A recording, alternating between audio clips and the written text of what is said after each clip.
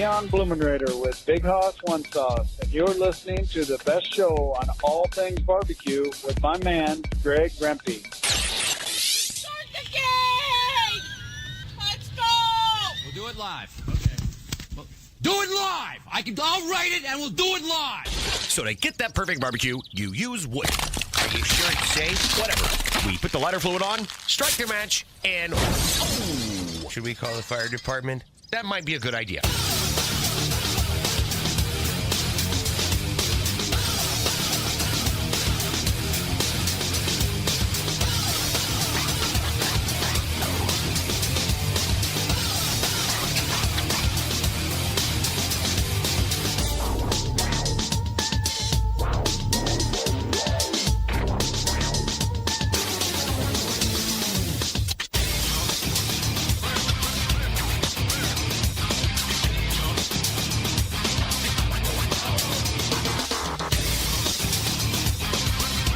Hey, good evening, and welcome to the really big Barbecue Central show.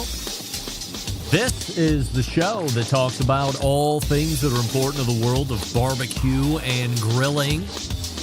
This here show originating from the Rock and Roll Hall of Fame city, Bomb City, USA, Cleveland, Ohio, the barbecue capital of the North Coast. I'm your program host, Greg Rempe. Happy to have you aboard here on your Tuesday evenings, a live fire fun and frivolity show. If you would like to get in contact with the show this evening, or you would like to follow the show during off-show hours, here's how you do it. You can get in touch with the show by sending an email to Greg at BBQCentralShow.com. Follow us on all the social media channels at BBQ Central Show. And be sure to subscribe to the show podcast feed on your favorite podcast platform. Anything else you want to find out about the show can be found at the main website, thebbqcentralshow.com. And here's what's happening in case you get the newsletter coming up in about 12 minutes from now. We missed him during his last quarterly appearance of 2024, but he's back here in 2025, pulling the first of four. Our pal Stephen Raichlen, creator of the Barbecue Bible, author of the Barbecue Bible, and then a litany of other live fire books. So looking forward to catching up with Stephen. And then we will move 35 past the first hour. Third Tuesday of the month, 35 past the first hour, brings a visit from the creator of CookoutNews.com, Wes Wright. There's a rumor that Wes Wright might be in final negotiations with HPB Expo to get him down to New Orleans, where the 2025 version of HPB Expo will be coming off here, I believe, in March or early April. We'll get the lowdown from Wes to see if that's actually going to happen, and if so, if he's taking the weekend, if it's a quick pass through. Now, remember, Wes is home based out of around the Detroit area, so it's not like it's just a hop, skip, and a jump down to the HPB Expo in New Orleans. It is a hop, skip, and then a fairly lengthy plane ride down to the Big Easy. So we'll talk to Wes. That'll close the first hour, and then we'll move to the second hour, where we will bring another visit from a literal living legend in the land of barbecue. When you think of barbecue rubs and making barbecue rubs a business, certainly this has to come first and foremost to those that know their history. Byron Chism of Butt Rub, buttrub.com, his website, will be joining us, and we'll talk to Byron about a host of things, where he looks at competition at this point, if he's going to be competing, what it looked like when he was competing, what he looks back on most fondly during his time competing, whole bunch of stuff. And you can certainly jump in with your questions as well when we have the legend Byron Chism on during the second hour, and that'll bring a close to the show after that, and we will head to week 4 next week. So that's how the show is laying out. Stephen Raichlen and Wes Wright in the first hour, Byron Chism in the second hour. Don't forget, you can follow me socially, Instagram, Twitter, TikTok, Snapchat, and LinkedIn, all at the handle at BBQ Central Show. And we say good evening to those of you watching tonight through one of our video streaming platforms. You can go to Facebook.com/BBQ Central Show, or twitter.com/BBQ Central Show. You can even watch on Facebook. Let me try again. You can even watch on YouTube, which is youtube.com/@BBQ Central Show, where we do happen to have, surprisingly enough, a new YouTube poll question of the week. And I'm asking everybody this, including all guests, and it is quickly changing paces here with every passing second. The worst games are all-star games of any type, and currently 80% of you are saying, indeed, they are the worst games. I'm with you. The majority of YouTubers that are voting in this poll this very evening. I'm with you, 80%, although 35 to 40 seconds ago, it was 89%. In fact, it just creeped up to 82%. They're horrible. They're terrible. Maybe the most watchable is baseball, but even then, certainly unwatchable is the now defunct NFL Pro Bowl game. I watched the NBA All-Star game in the new format. It was just as unwatchable as it's been for the last 25 years. And in the end, what's the big deal about these All-Star games, and why are you playing them in the middle of a season? Nobody wants to play defense. Defense gets you injured, and then you just have an offensive onslaught, and that's fun for like the first 4 minutes. But it quickly loses its luster after that. So why not just give these folks the awards and whatever bonus checks they get for being an all-star, and then that's it. Have the three-point contest. Have the dunk contest. Have that whole all-star weekend and dump the game, because the game is trash. It's a waste of my time. In fact, I watched the first two semifinal games, and I was so enthralled with the product, I went to bed before the finals. I don't even know who won, and I didn't even care to check. So please do away with all-star games in now basketball. You did it away with NFL. Thank God. That was worse than the all-star game in basketball. But do away with the NBA All-Star Game altogether. Keep all the weekend, all the skills, all that fun stuff. Keep even keep the dunk contest, because you have that G Leaguer who's the best dunker between G League and the pros, or the major leagues, or the NBA. I don't know, whatever you call it. Mac McClung, he's jumping over cars. Very impressive. He's jumping over Evan Mobley. That's very impressive. But we're done with the All-Star game, at least in my house. We've all given it up. Results of the poll question from last week. Would you correct somebody if you heard them say a word incorrectly? And it was very close by the end. 58% of you were saying no, you won't. You would indeed not correct somebody. Fan feedback from the show last week. Jeff Lamb writing in, Greg, I was listening to your show. It reminded me of a funny story that a coworker passed along. He was discussing a sick family member with his sister-in-law. He informed her that said family member had pneumonia. She quickly corrected him and said, it's ammonia, John, not pneumonia. It's ammonia. Love the show. Regards, Jeff. I mean, there's nothing better than that, right? You say the word right, and then somebody jumps in to incorrectly correct you. You've said pneumonia, that is a sickness. And then the sister jumping in, or sister-in-law jumping in, oh, no, it's ammonia. Oh? John has a cleaning solution issue? Ammonia? Nothing better than that. Steve in Tennessee writing it. It costs $12 to send the mic back.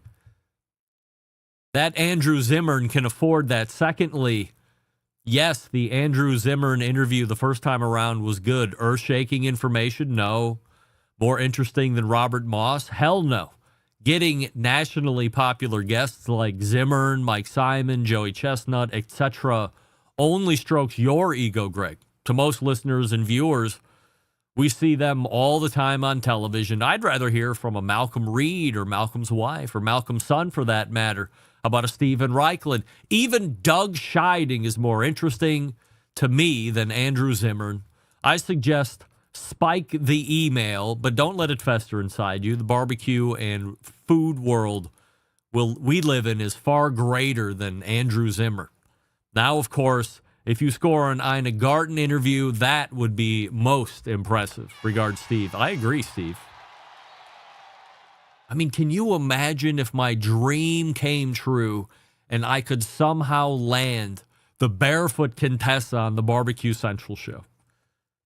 That could be the walk-off shot. Maybe a lot of you listeners don't know this about me, but I love Ina Garten a long time.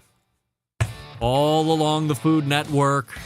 I mean, just in love. I would love to talk to her about cooking and where she lives and how she lives and Jeffrey and everything. Is there any way we can make that happen?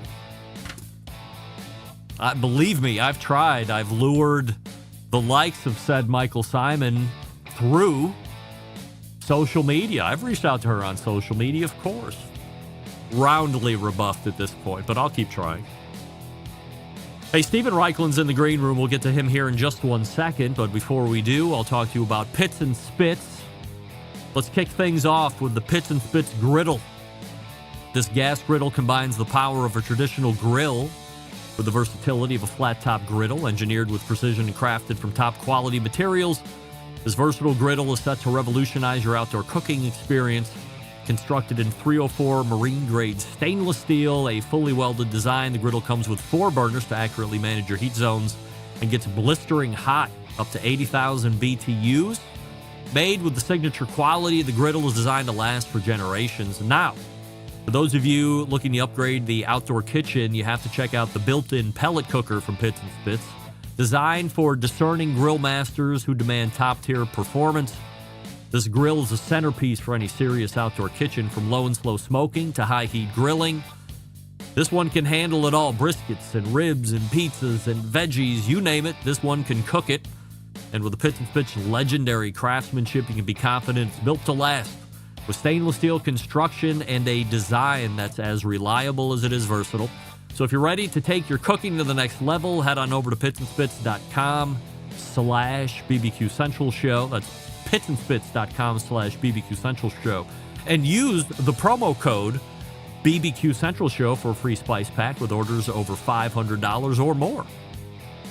Once again, it's Pits and Spits, all spelled out, and that's the double T on the Pits and Spits/BBQ Central Show, and then promo code BBQ Central for a free spice pack with orders over $500.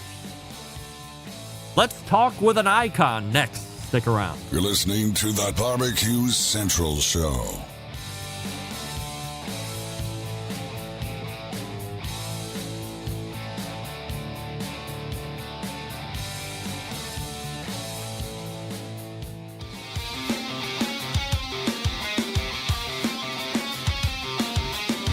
Broadcasting live from the Barbecue Central Show studios in Cleveland, Ohio. You're listening to the Barbecue Central Show. Once again, here's your host, Greg Rempe. All right, welcome back. This portion of the show being brought to you by Fireboard, makers of Fireboard 2 and Fireboard Pro and Fireboard Spark, Fireboard Beacon, and the all-new wireless Fireboard Pulse. When you use the Fireboard app, you can have access to all your Fireboard devices anywhere in the world, fireboard.com, or call with questions, 816-945-2232. Good folks over at Fireboard. My first guest tonight, as I had mentioned on the way out, an icon in the industry, host of TV shows, creator of a thing called Barbecue University, a James Beard award-winning author and writer of some of the most important books on the topic that we love to talk about each and every week. We welcome back our pal Stephen Raichlen to the show. Stephen, welcome back and welcome into 2025 as we missed you at the last part of 2024. We have a new YouTube poll question of the week that we're asking everybody, including all guests, which is this: the worst games are all-star games of any type, yes or no? Sorry, I got to pass on that one, guys. Oh, really? All right. I'm going to answer for you. Yes, they're the worst. They're just totally unwatchable. Last time you were on, Stephen, you were just days away. So this is going to age us a little bit, but you were just days away from the 2024 version of BBQ University. How did it all pan out in the grand scheme? It was spectacular. We've moved the school to a new location, the Alisal Ranch in Solvang, California, which some of you may recognize because we actually shot Season 3 of Project Smoke and Season 1 of Project Fire at the Alisal. Spectacular property. We've got a great outdoor classroom with 30 grills and smokers, super nice people. And the experience was actually crowned off by the launch of a SpaceX rocket from nearby, I think it's Vanderbilt Air Force Base, about 20 miles away from the resort. So that was pretty spectacular. And let me tell you, when those rockets go up, there's a fire trail for a long time. You have dates for 2025 picked out for We barbecue? do. Yeah. Yep. We always do it right after Labor Day. So this year it will be the 3rd to the 6th of September. And this would be at the same location? Same location, All right. all new recipes, all new grills. The only thing that doesn't change is the camaraderie and our format, which is it's a fully hands-on experience. I spend the first hour showing the important techniques, and then the students actually do the cooking for their own lunch under my supervision. Super fun. We have alums who have come back 12, 13 times, 13 years in a row. Do you find overall that as you continue to progress in Barbecue University years that the expertise of the class seems to step their game up every year, or do you still get a pretty good mix of folks that maybe have never been around live fire, or a little bit scared of it versus, some of the other ones, as you said, that have been around for a dozen years or more? Well, I set up the class so that everybody will be comfortable, whether you're a raw beginner or a seasoned pitmaster. I mean, there's some of the dishes are more challenging, some more simple. But in general, the level of sophistication absolutely has grown.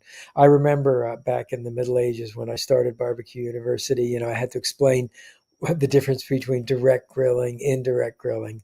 I mean, there's much more sophistication now. Many of our students are multiple grill owners, have multiple grills and smokers in their backyard.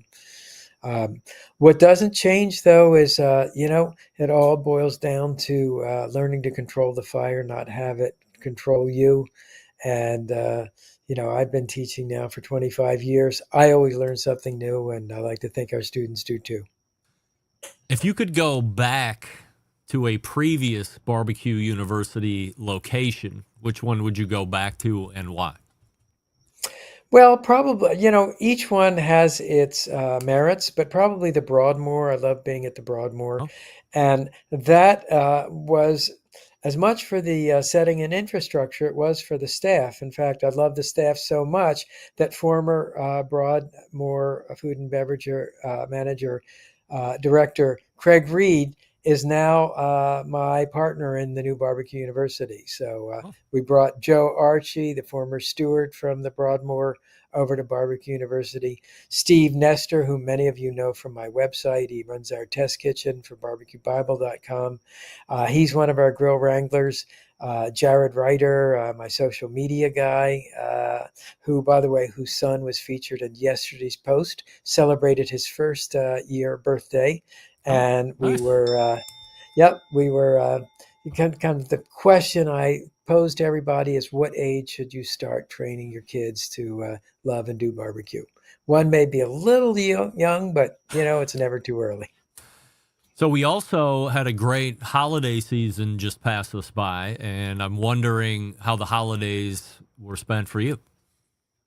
Well, the holidays were spent on my sailboat, actually. So I did a little grilling during the weekend. In fact, last night we had a family cookout. We cooked beautiful veal chops over my wood-burning gaucho grill, smoke roasted potatoes.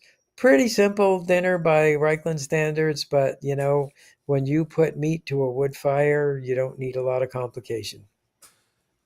I had no idea that you were a sailboat captain. Yeah, I that's kind of my secret hobby, and when I'm not, working 60 hours a week, writing and teaching and doing TV, I would love to get out on the bay and just let it all go. Is that a hobby you've picked up like later in life, or were you from a family of sailors? I was not from a family of sailors. However, I took my first sailing class in college. And of course, moving down here to Florida is, we live a 5-minute bike ride from Biscayne Bay. And I keep my boat moored at the Coconut Grove Sailing Club. So it's pretty nice. 15 minutes, I can be out on one of the most gorgeous sailing bodies of water in the country. You ever sail to the Bahamas or anything adventurous like that? Last big trip was down to Key Largo, Bahamas trip, Bimini trip coming up in April. So I'm really excited about that. So you can read navigate the maps and look at the stars and all that fun stuff? I can do all that fun stuff. Wow. I have to confess to you that it's a lot easier now that I have my Navonics chart plotter, and basically you just put in the coordinates and it takes you there. But if that ever fails, you learn to navigate. The beauty of sailing, it's always, in a way, it's a lot like barbecue, because it's the same elements, but it's always different depending on the weather, the wind, the sun, your mood. It's really fun. And by the way, I do have a charcoal grill on my boat, so we sometimes do a little barbecue on the boat as well. Do you keep a sailing journal? So this weekend, weather was X, humidity was X, blah, blah, blah, and like people do for their cooks? Yeah, I should. I don't. Nah. I spend so much time writing, Greg, that I don't really write in my logbook as much as I should. I'm going to take you to task right now. Okay. You have instant read meat thermometers. Yes. How often, if ever, do you boil a pot of water or make an ice bath and check them for accuracy? Only when I write to do it in a book, and then I test it in the book. But to be honest with you, I haven't done it for a long time. Really? Oh, nope. It's one of the things that I preach over and over again on the very, very small times, there are few times that I'm asked to be a guest. People say, well, what's your tip or what's your trick? I say, well, I think everybody by now knows they should have a quality instant read meat thermometer. However, it doesn't mean that thing can't go out of calibration for some reason. So once a month, I take all of my 4 or 5 Thermopens and Fireboard Sparks, boil a pot of water, make sure they're all hitting 102, because sometimes, every once in a while, one goes haywire, and heaven forbid that be the one you use to start temping your prime rib for Christmas. Well, you know what? I'm writing a new book right now, working on a new book called Barbecue University. And I think you, Mr. Rempe, have just earned a paragraph in the new book. So thank you for that. That's right. I will boil my thermometers. Check them out. Of course, don't forget, you have this thermometer right here too, at the end of your hand. And, poke test, cooking a steak or a chop, I'm a poke test guy. Do you think from a you being you, if somebody is having Stephen, let's say you're not hosting holidays or you're being invited to be a guest for a cooking event of some sort, do people inherently become anxious if you're showing up because they don't want to be judged by you, or worse, they feel like they are not going to be meeting some type of expectation because Stephen Raichlen is Stephen Raichlen?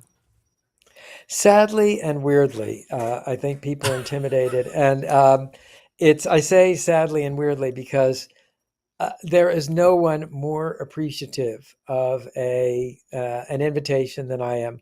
There is no one less critical than I am. I firmly believe that, when people invite you over, it comes from the heart, and everybody has a specialty, and there's really no such thing as a mistake in the kitchen. And I would never, ever, ever criticize anyone, or either in print or on social media. So please invite me over, because many people are afraid to, and they shouldn't be. Just between us gals, do you secretly judge people when you're a guest? I really don't. I'm a very much a glass half full kind of guy, and I try and appreciate the generosity and kindness and warmth and hospitality. Those go a long way in my book, and once I have that, my belly's full and my heart is full. I have to tell you, I am 100% on board with you. In fact, I wish people would have me over for dinner at their house way more often, but it usually ends up people stall hoping I'm going to be tossing out the invite, because I think they're afraid I'm going to. I mean, who am I? I'm just some idiot on the internet. I've won no competitions. I've written no books. I have, no expertise except time and space behind me and a bunch of grills that people send me. But other than that, I mean, I would be just as happy going over to somebody's house and eating whatever you prepare and be grateful and never even think twice about it, other than the fact that, hey, this is great. It's not me doing it this time. And oh, by the way, it's a little cheaper for me too, because I'm the guy that's buying all the meat and everything else. Absolutely. And somebody else is putting themselves out there. But this goes way, way back. I used to be the restaurant critic for Boston Magazine. That was kind of my first big writing job. And I noticed, I tried to, come in anonymously, but I noticed whenever I was recognized, the meal invariably would have flaws and stumbles. And I sort of imagined the chef making something that was 98% great. And they say, oh my God, Reichlen's there, got to do it over again. So he does it over again. And meanwhile, I'm kind of looking at my watch and saying, gee, the service is really kind of slow here. So you can't win. Nah, if you ever, when you're invited to somebody else's home, be gracious, bring a nice gift, and, say the food is delicious. And it usually is. Steven Raichlen is known for writing books. Anything on the short-term or long-term horizon we should be on the lookout for? Yeah, a couple things. So I have a new book coming out in at the end of April. It's a book called Project Griddle. Lately, I've been really getting into using my outdoor griddle. In fact, if you'll excuse me for 1 sec, I'll show it to you. Hang on 1 sec. Okay. Well, highly unplanned. Steven has vacated the premises. He's gonna pull a griddle out of someone. Intense. All right, I can't wait to see this. Here you go. First copy here, guys, and I'm showing it to you. Let's see. Look at that. Right there. Very nice. Because this is like, they spit a few copies off the press to make sure the printing is right, and then the actual major printing won't happen for a couple more weeks. But anyway, that's coming out in April. I'm very excited about that. And the next book after that will be BBQ University, which will, I guess, sum up a lifetime in this crazy field of live fire cooking, and recipes and techniques from the school that we were just talking about and what I've learned. And that could very well be the last Raichlen barbecue book. Really? Maybe. Are we getting an exclusive on the show? Are we calling it a career after BBQ University? Well, we'll see. After what I've written 33 books, so it's at some point you gotta say enough. When you're working on the griddle book, are you doing the standard, going all over not only the country but the world to see what everybody's doing on griddle? Yeah, because I know it's griddling isn't new necessarily, but it seems to have really, the griddle freestanding has really seemed to take over the backyards over the last 5 years, 8 years or so. So I wonder what the rest of the world looks like. Well, absolutely. Okay, so think about it. First of all, three major food cultures have made the griddle the center of their cuisine, right? In Japan, you have the teppan, like teppanyaki, which is sort of popularized in the Japanese steakhouse. In Spain, you've got the plancha, which has given rise to the tapas bar and an infinite number of Spanish dishes. In the United States, we have the griddle, hello, your favorite greasy spoon. Uh, and then, then there are little micro regions of griddles. Like in Italy, they have something called a piastra, and they make something called piadina, which is like their version of a quesadilla. So, of course, this being a Raichlen book, my griddling takes you all over the world. What is new, though, these new stand-up outdoor griddles that kind of make you feel psychologically like you're standing at a grill. That is new, and it's big, and I think it's one reason why griddling is so hot.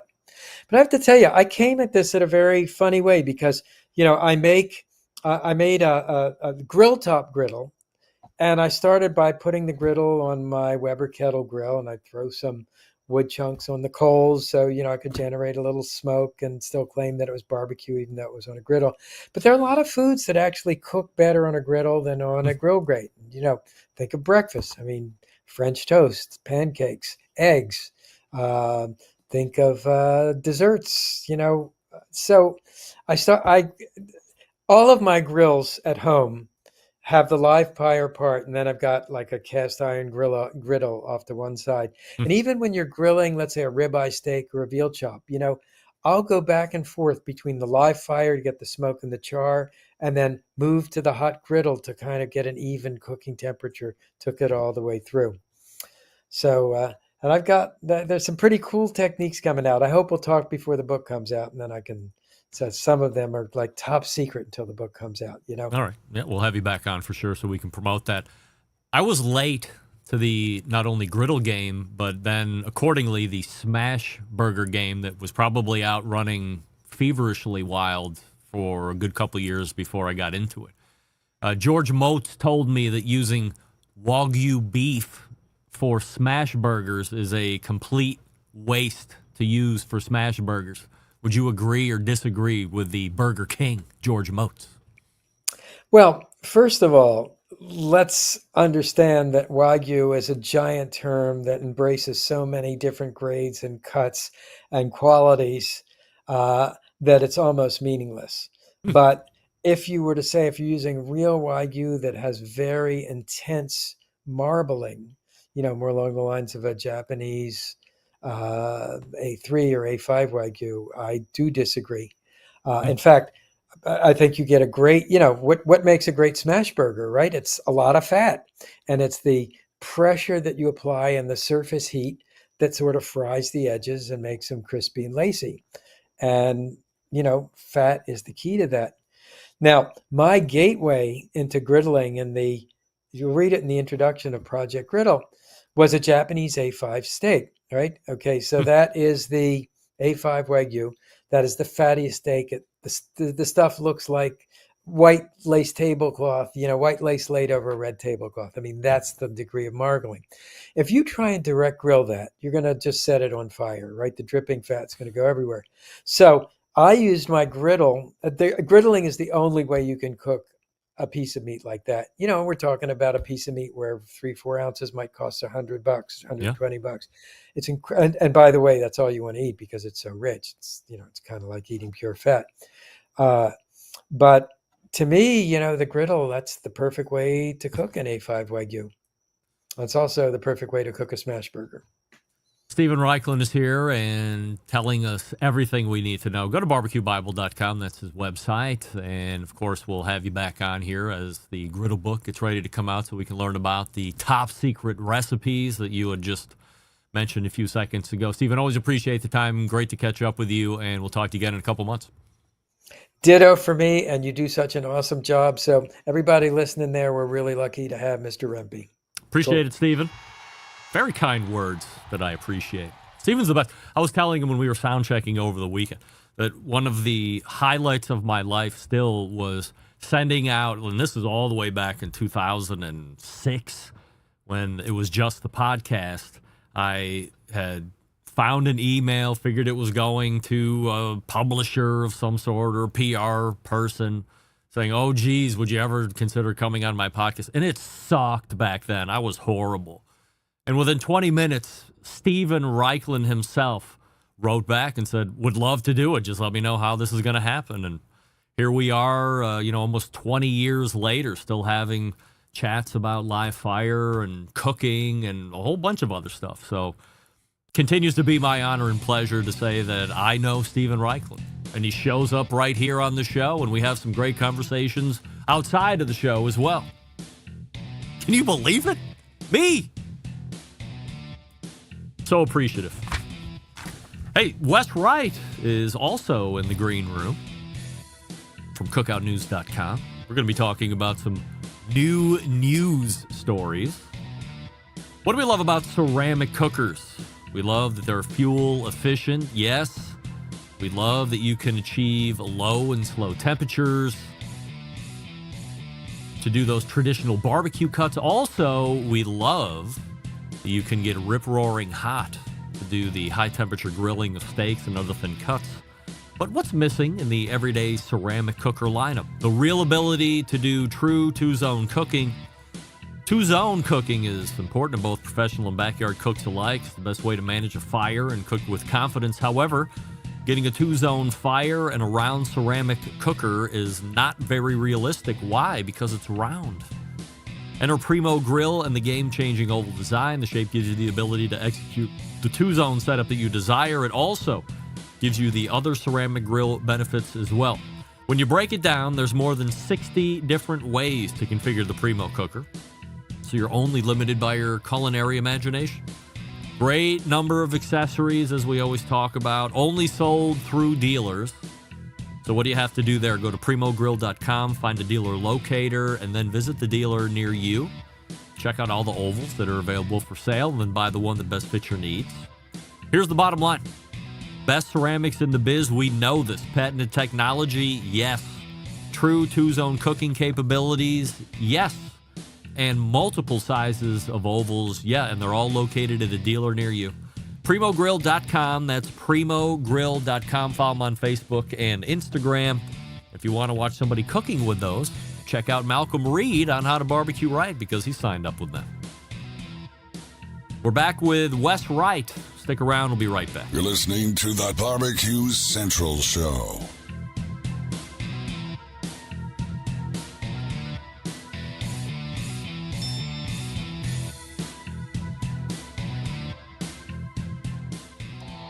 Howard Stern, Jim Rome, Dan Patrick, and Greg Rempe. The Mountain Rushmore of talk show entertainment. Now, let's get back to the Barbecue Central Show. And we thank Stephen Raichlen for joining us last segment. BarbecueBible.com, his main website. Portion of the show being brought to you by Pit Barrel Cooker, the most unbelievable outdoor cooker on the planet. Currently available in 3 sizes, lots of accessories, of course. If you're a beginner, if you're a professional, it doesn't matter. You just want to add this cooker to the arsenal ASAP. Visit pitbarrelcooker.com and tell them the Barbecue Central Show sent you. My next guest tonight runs the cookoutnews.com website, and he is here to talk about the latest in the live fire industry as far as business is concerned. A multiple-time Barbecue Central Show's Guest Hall of Fame nominee. We say hello to Wes Wright from cookoutnews.com. Wes, we have a YouTube poll question of the week that we're asking everybody, including all guests, so that's you. The worst games are all-star games of any type to watch, yes or no? Yeah, that's a definite yes. They haven't figured out the format anywhere. Well, they did. They got rid of that stupid football game, thank God, and turned it into kind of whatever the nonsense is now. I don't even watch it. But they refuse to get rid of that NBA All-Star game. They tried the new format on Saturday or whenever the hell it was, Sunday night. And first of all, 8 o'clock for that game? Bullshit. I mean, 2 o'clock in the afternoon is stretching it a little late for me. Give me the rest of my evening, for crying out loud. But then to break it up into 3 games to 40 and 3 different teams. And I'm telling you, by the time the second game ended, I called it a night. They weren't just going to turn around and run again. They had some nonsense time filled to make sure everybody could rest up for the last game before they went to bed. Like, who gives a shit about this? Do away with the game, give them the awards and checks and whatever, and like that's it. Nobody remembers any of the NBA All-Star games. They just can look back into the annals of the league and go, yeah, he was a X amount of time All-Star, or he only made it once. That's it. That's all I want to see from now on for NBA. Just leave it alone. Yeah, I'd tune in more to like the skills competitions and stuff like that, both for the NFL and NBA, as opposed to the actual game. I said keep the NBA weekend, eliminate the All-Star game. You want to do a three-point shooting contest? Yes. I was actually pissed that they dropped the Steph Curry, Sabrina Ionescu, man-woman three-point challenge.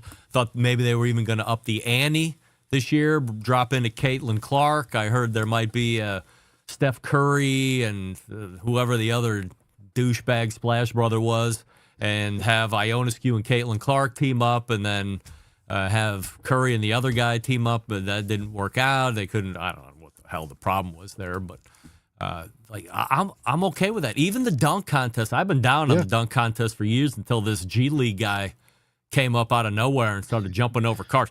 They showed, I don't know if you saw it or not, but they showed Blake Griffin jumping over a Kia handful of years ago when he was in the dunk contest. He jumped over the front hood. Yeah. Mac McClung jumped over the highest part of the car, like roof. It was insane. Yeah, and he's not a tall guy. No way. Like Blake Griffin's a real prototypical size basketball player, 6'8", 6'9", whatever he was. Real dunker too, by the way. Very, very muscular. But Mac McClung is very unassuming and appears to never be getting a sniff into the NBA. Is like G League for life. He's been an all-star in the G League, but I don't know. They get you to be like, the smartest dumb guy in the room, I guess. Yeah, you don't see a lot of transition from G Leaguers. No, this is not a sports show, so we're going to leave it right there. Was almost going to go way sideways on that. Let's talk some business. Blaze Grills. This is a brand we hardly ever talk about on the show. I don't know if we've actually ever talked about it on the show.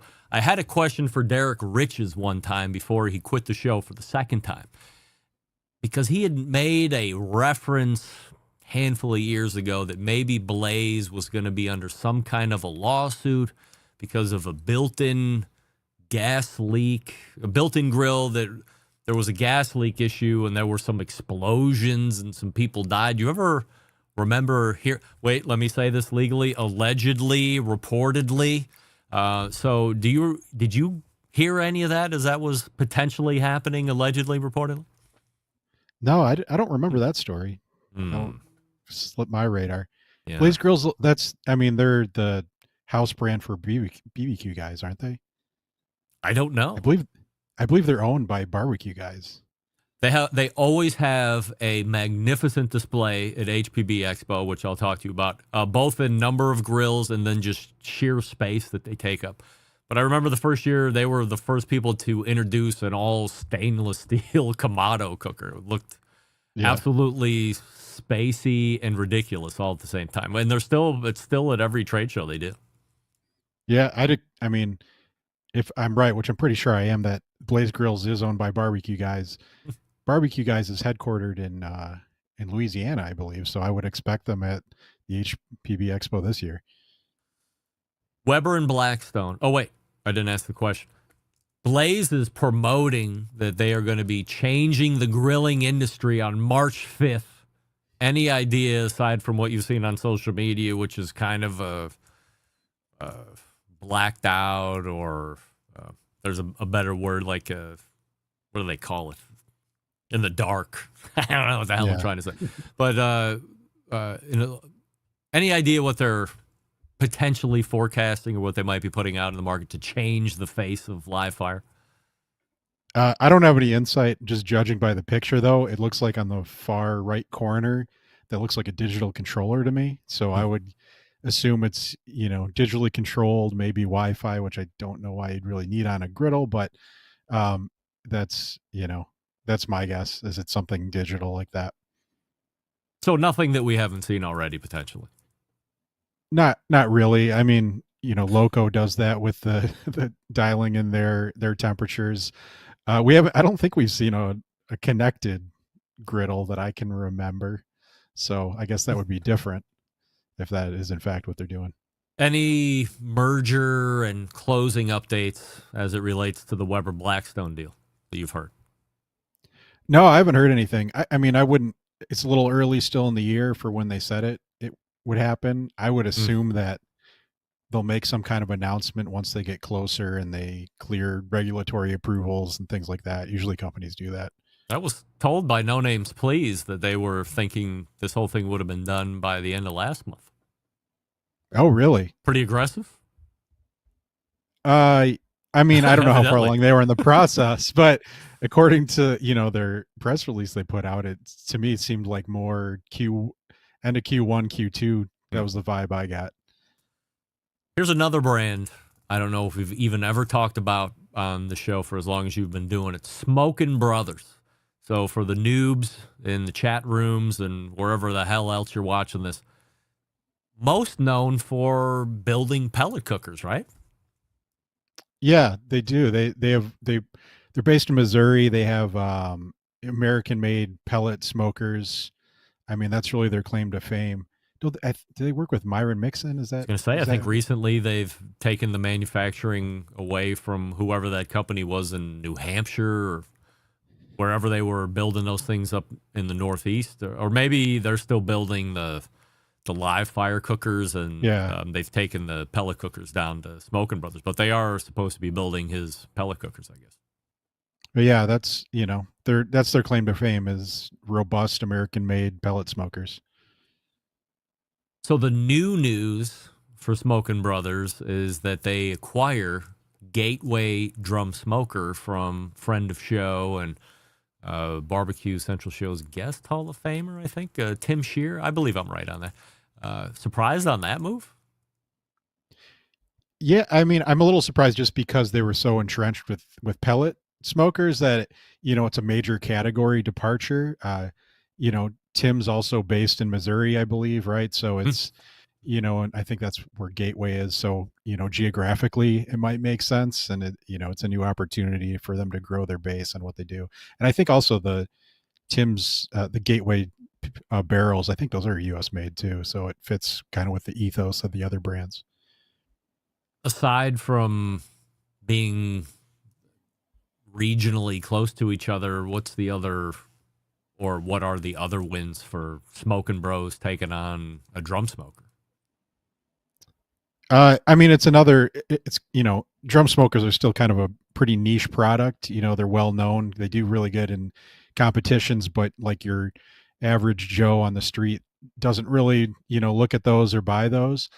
I think it just helps with them that they're getting a brand that has some pretty good credentials with how well Tim did on it, competitively. Mm-hmm.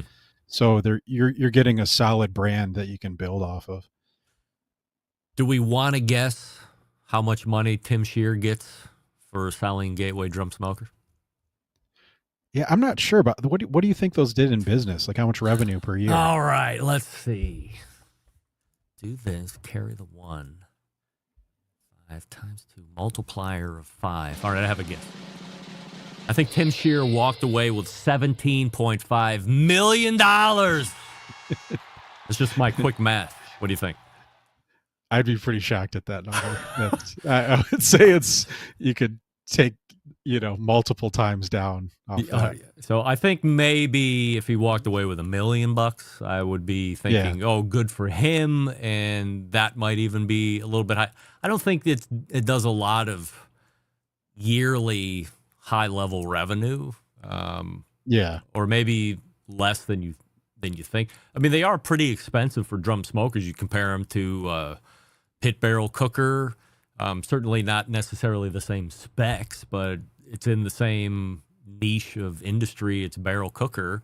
I can get one much cheaper from Pit Barrel that I can from Gateway Drum Smoker and be pretty happy with its performance. So I think from that type of revenue, just because it costs more, it can generate more, but I don't know what kind of units he's pushing out. And I would assume it's probably a little less because some of those are custom and they're going to take a little longer. Yeah, and I mean, he sold them mainly through the dealer network, and I'm sure like Blues Hog makes way more money than the Gateway Smokers too. Just as a kind of an aside there, but yeah, I'd say around 7 figures would be my guess. I don't know if he had any debt into it though that he had to pay off too, so that goes into the equation. I think he wanted to spend more time with that cow semen project that he's got going on down at Marble Ridge. He seemed way more into that last time we talked. Not that he didn't care about the Gateway drum business, but maybe the passion project was more of the American Wagyu stuff. Yeah, I think, it seemed like he was getting into that, and he has some, are they Iberico pigs, or they had some other that's stuff right. like that. That seemed like that was kind of his interest as he was going into, just from stuff I've, heard and read. So I agree with you there. Next company we're talking about is the Good Charcoal Company. I have tried on numerous occasions to have, is it Stan Jablonski or whoever one of the co-owners is? Ben, yeah. Just hasn't. We've just missed each other like ships in the middle of the day, and I'll continue to work on that. But continue to see a charcoal company that I thought probably would have been out of business 5 years ago continues to be not only in business, but now securing distribution, selling through Walmart. Big deal. Yeah, my guess is that they're doing a test. It's like for like merchandising. They're selling, it looked like in Tampa and Orlando, some 6-pound briquettes, which they came out with a briquette product last year. But a lot of those, big retailers, they'll do a test in certain markets, see if it grows, and then take it from there. So we'll see if it catches on or not. But I mean, they've been entrenched with Sam's Club for a few years now. So they have somewhat of a relationship with that company. Target too, right? Yeah, they have some impressive distribution. Yeah, Target, Lowe's. I mean, they're in a lot of, they don't advertise as much for some reason, but at least they were in a distribution through a lot of grocery stores too. So they're pretty widespread. You ever used it? Yeah, I haven't used the briquette, which came out last year. I've used just their original lump product though. And it worked well. It had pretty low ash. It, had some good heat. It was, if you like a lot of smoke, I wouldn't necessarily recommend it, but I don't go crazy with smoke. It's almost like, it tastes like oak, like when we cook with oak. So if you're grilling, you're not going to taste it that much. It's pretty mild, but I liked it. Big chunks in the bag I got. So that was a plus. Charbroil is, so this is something that maybe I missed. Charbroil bought Spark Grills at the end of the year last year? Yeah, they did. I was surprised I stumbled across that because I was looking through like patent applications, and I noticed a patent that looked like Spark Grills, but it was owned by W.C. Bradley. And so I read through the information there, and there's part of a purchase agreement where, Spark Grills, they grew in prominence and were a startup through the whole pandemic, went in big, started manufacturing more just as the bottom fell out of the market and they were going out of business, or they went out of business. And then at the end of that, W.C. Bradley, or it's listed under Charbroil, I guess, but they jumped in and must have bought them. You think we're going to see that thing again? I don't think we'll see it in that form. I'd be curious if they'll use that technology though. I think Spark Grills was a cool idea. I liked it. I for people that aren't like dedicated, grillers, just do it occasionally. It was a cool idea. They have they call them bricks, which were like their own proprietary briquettes, and like I think that was the revenue stream. That's like parts and service in the trucking industry. The grill would be the truck, and you don't make any money on that, but you do make money on parts and service.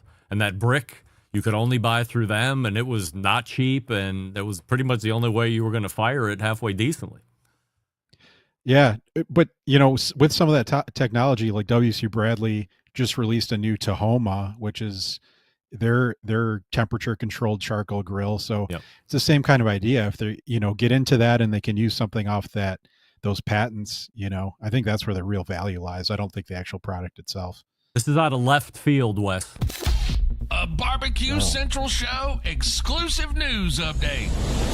Greg Rempe reporting from the breaking news desk here in Cleveland, Ohio, the city that breaks the most live fire breaking news across the country. Nay, the globe. I have just received an email from none other than one of the principals at Winners Products, James Howe. Why does that matter? Because I think in August was the last time I had any communication with him. He fell off the face of the earth. Send him, emails every now and again. Hey, James, what happened? Hey, I'd love to catch up. And then, of course, my mind, hey, James, did I offend you somewhere along the line? Do I need to send you an apology? Blah, blah. And 13 days ago, I sent an email, subject line, what happened to James? And then in the body, I said, really, did I offend you? Can I make it up to you? And tonight, just 2 minutes ago, he has communicated back, so he's at least alive. I didn't read the whole email yet because I don't want to be that rude. But in case anybody was wondering, like, what the hell happened to James, because he did a number of great segments with great insight to what happens in a manufacturer standpoint. And then all of a sudden, he dropped off the face of the earth. So, number one, James is safe, and number two, he has communicated back. So there could be a potential segment coming up with James here in the future. All right, last thing before I let you go, Weston, appreciate the time.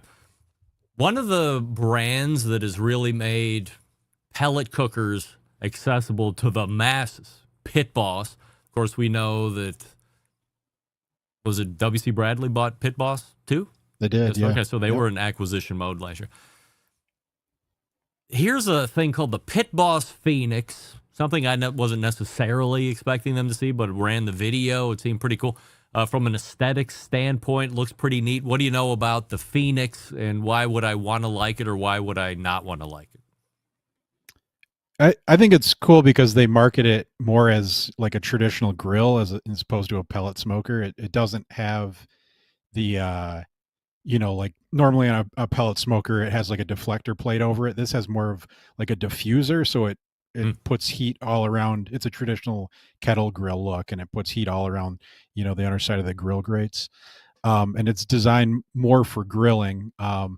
It goes to, I think, 500 degrees max temp, but also you can cook charcoal on it too. So I think that's pretty cool that you don't have to pick between charcoal or pellets. You can fill it up with charcoal, and then it even has an ignition cycle on it. So you don't need to mess with a chimney. You just have it ignite, and then it uses your pellet hopper to heat the charcoal, and you can cook with charcoal too if you want. Any idea on price point? I forget what it was, but it wasn't terrible. I want to say like $400 maybe. Yeah, I was going to say, was it like sub 400 or right around there? Yeah, No, it was right. Too bad. I want to say it was around there. Yeah. I like the look of that. It kind of reminded me a little bit of that Rectech Bullseye, but it also exactly, yeah. I can't believe I'm going to say this about Pit Boss, but it also appeared to be a little bit more robust. That Rectech Bullseye always appeared to be very chintzy. I saw some guy, this was a long time ago when it had first come out. He had a little bit of a burn back into the pellet hopper. He took out his phone and he like recorded him one hand launching it off of his deck. You ever seen that video circulating around the internet? I have to find it and send it. It is an incredible video for the time it was taken in. But it just like hits the ground and all the sparks and the ash fly everywhere. And the guy's saying what a piece of shit it was, blah, blah, blah.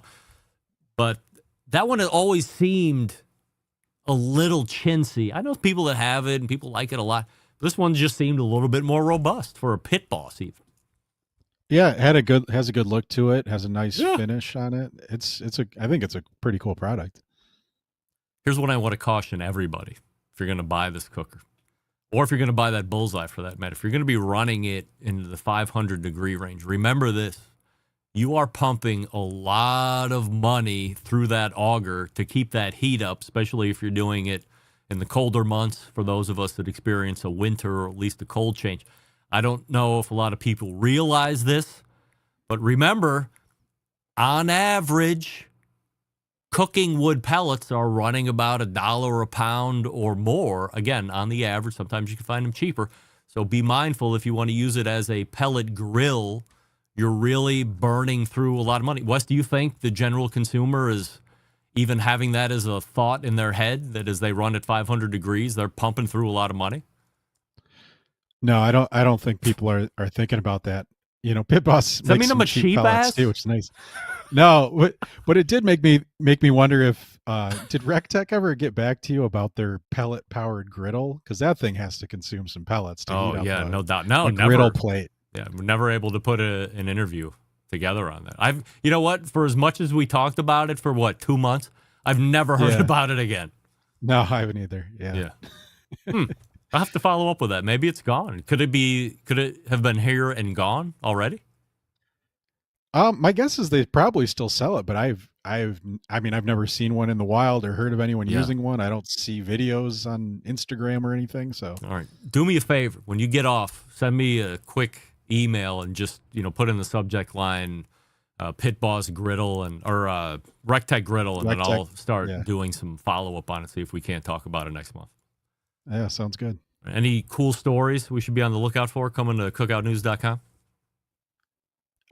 Yeah, I have one that's written that it's that I don't know when I'll release yet, but for your audience, Greg, it's Traeger appears to be working on another griddle themselves called, I'm going to butcher the pronunciation. It's a mountain range in Utah called, I would call it Wasatch or Wasatch. Someone out there screaming at their computer, but it's there's a trademark filing for that name, and usually their trademark filings come through. So I would guess, I don't know, maybe a 4-burner griddle. That's my just wild guess of what they're working on. Gas powered, I would assume. Doesn't say from the trademark, but I would, just like Rectech, I don't see why you wouldn't go with gas. It's the best way to do it. So no doubt. This is Wes Wright. You can find him at cookoutnews.com. Keep an eye out for that article when he posts, and check it out, cookoutnews.com. Check it out every day. Why not? Because there's a lot of great stuff. Catch up on some of the old stuff. Wes, always appreciate the time, and we will see you in March. Yep. Thanks, Greg. You got it. Bang-up job as always. Indulging me in sports talk, and also that our pal James Howe is alive. I mean, this is... I don't know how good this show is going to be compared to all of the other shows that I might do in 2025, but as we sit here smack dab in the middle of February 2025, which, by the way, rapidly coming to a close, James Howe is alive. Tell you, if you only knew how many emails I was pumping off to this guy and text messages and just nothing. And it's not like I'm the boyfriend when the girl breaks up with me. Now I'm a stalker. It's just that he was like gone. So I was worried. I was even touching base with some of his support staff in Toronto, like, hey, if he hates me, that's okay. Can you just let me know if he's alive? No, we can't. You must find out on your own. You must persist. So I did. It's the blessing and the curse of being a sales guy. Until I hear an answer, it's always, I'm going to go. You got to tell me no. Anyway, let's wrap up this first hour. And we will do that here in just 1 second. Stick around. We'll be right back. Continuing to produce incredibly mediocre content in an exceptionally professional way. You're listening and watching the Barbecue Central Show. Once again, here's your host, Greg Rempe.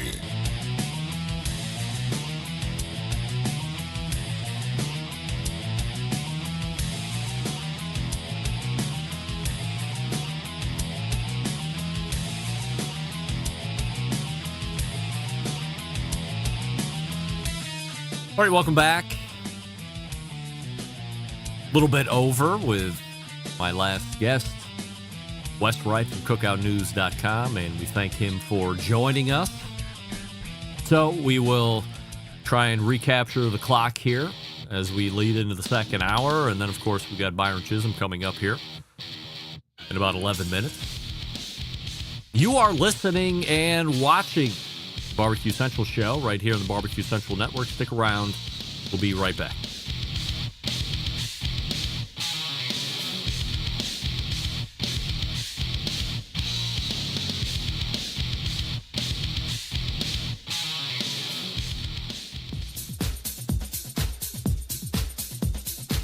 Happy to have you aboard here for the Really Big Barbecue Show. We cook because we have to, and we grill because we want to. Hit me. Fine, how's it going? You have a great show. I'm a big fan. Boing. So what seems to be the problem here? This man looks like he's dead, and he's in the crackle. Charbono! It's all about the charbono, dude. Succulent fish. What? He ate sushi for wiener. But listen, Lavernius, shut your face. I'm shaking like a dog shit peach seeds. We have top men working on it right now. Top men. And just like that, we are into the second hour. It is the Barbecue Central Show. We only talk about important things that are happening in the industry today. The show originating from Palm City, USA, Cleveland. As I'd mentioned a few moments ago, still to come on this show tonight, Byron Chism, Bad Byron, buttrub.com. That's BUTT rub.com. We say good evening to those of you watching tonight through one of our video streaming platforms. Go to facebook.com/BBQ Central Show to watch, or watch over on the Twitter. Twitter.com/BBQ Central Show. You can also watch on YouTube, which is youtube.com/@BBQ Central Show. We have a new YouTube poll question of the week that we're asking everybody watching through YouTube and all guests. The worst sports games to watch are all-star games of any type. And currently 80% of you are saying yes, those are the worst games to watch. It was almost back up to 90%. It has worked its way back to an 80-20 again. It's probably going to live there through the rest of the show. But we'll see what happens through the next 60 minutes or so.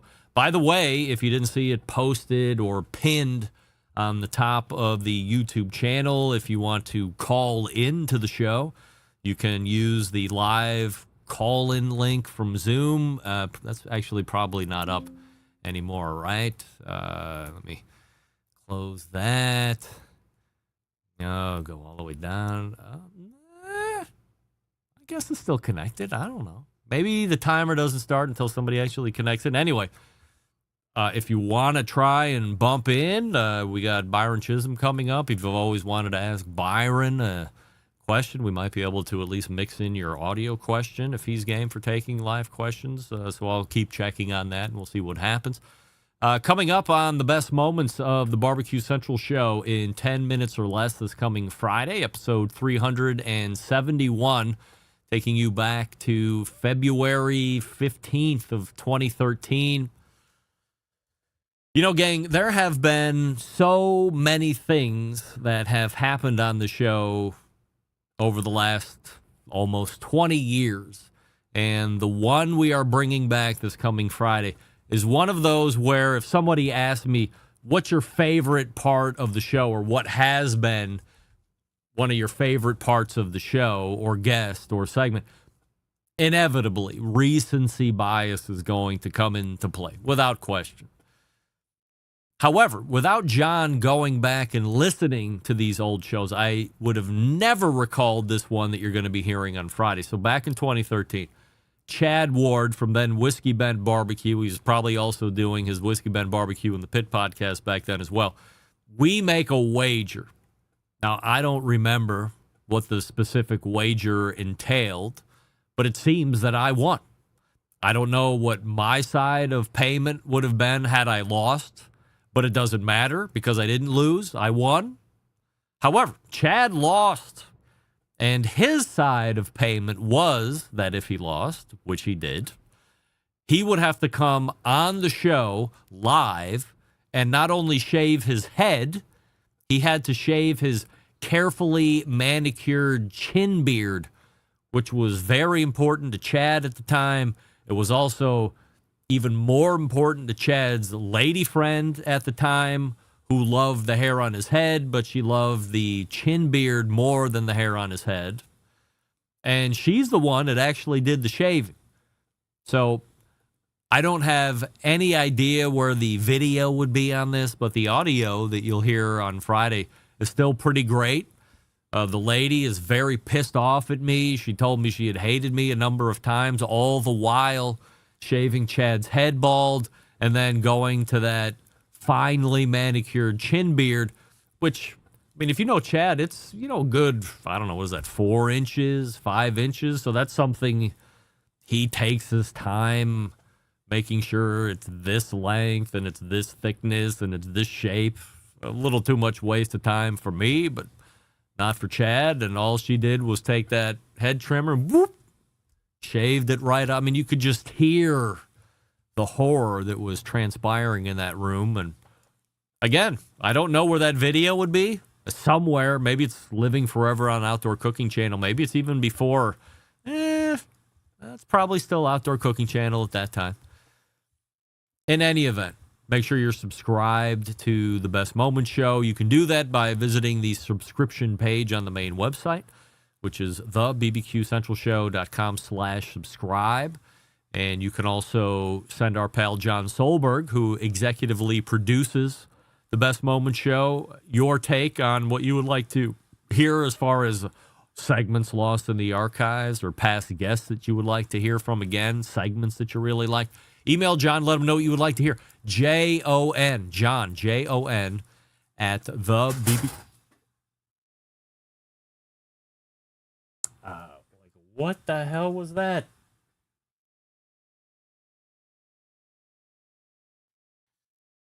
Something just fell over. I don't have any. There's nothing even set up over there. I mean, what the hell? It's got to be a stupid cat doing stupid cat things. In any event, email John. He'll do his best to meet your expectation. Now, before we get to Byron, I want to address something that's very important and something that I've been hearing a lot about these last couple days, which is people around me telling me that they think they are probably not going to fly anymore because of all of these plane crashes that have been happening. Look, take it from me, somebody who's been in the aviation sector, even if it was only for a couple years, and by the end I wanted to blow my head off instead of going into the office and work. Outside of that, spent a lot of time around a lot of commercial airliners. I can tell you with 100% certainty that if you are among the quick-to-react crowd, put it out of your mind immediately. Do not hesitate for 1 second to get on the next plane to wherever it is that you're going to be going and then taking the plane that is bringing you back. Because like my service director said today, well, I don't know if I want to get on a plane and one tipped over in Toronto. Indeed it did. But let me ask you something. How many planes in the world took off and landed today without incident? Not only that, how many planes, how about just in this country, took off and landed without incident on Monday? Let's take the day that that plane tipped over on landing in Toronto. How many other planes crashed, had fatality, had to abort, had anything major go on that you heard about? That's right. None. You have any idea how many car accidents happen every day? How many thousands of planes are in the air every day of every week and you hear nothing about it? I'm telling you right now, cast your fears aside. This is nothing to worry about. Does it seem like a big deal? Of course. Is it that big of a deal? No, it is not. When you consider the amount of landings and takeoffs that happen each and every day without incident, with the number of people that are on there versus the shitheads that are on the road taking each other out, you have nothing to worry. You should be screaming to get on planes at all times. Thank you, and that's it. Got to make sure I don't go over. Keep on track for our pal Byron. The Icon. He's ready to go. Why don't you celebrate Big Papa Smoker's 15th anniversary along with me and along with their Ultimate Barbecue Essentials? From the award-winning rubs and sauces to premium grills and smokers, Big Papa's has everything the barbecue lover in your life needs. Discover Pitmaster favorites like Sweet Money, one of my favorites, Cattle Prod, Cash Cow, Double Secret, the competition brisket and steak rubs. There is a veritable cornucopia of Big Papa's flavored rubs, and they're all one better than the next. So good. They even have Sweet Money Hot, one of my favorites now on pretty much everything. At the finish, Happy Ending Rub. Plus, I like the name a lot. For a limited time, you can use promo code REMPE15, R-E-M-P-E, and then the numerals 15 at checkout and get 15% off your purchase. Some exclusions apply, so visit BigPapaSmokers.com for all the details. Big Papa Smokers, where your food just got better. REMPE15 for 15% off your entire order, and exclusions apply.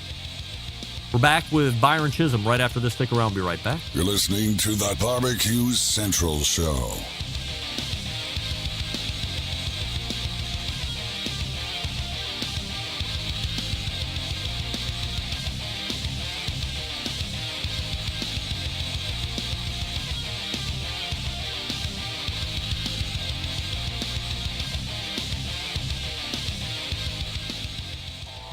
Howard Stern, Jim Rome, Dan Patrick, and Greg Rempe. The Mountain Rushmore of talk show entertainment.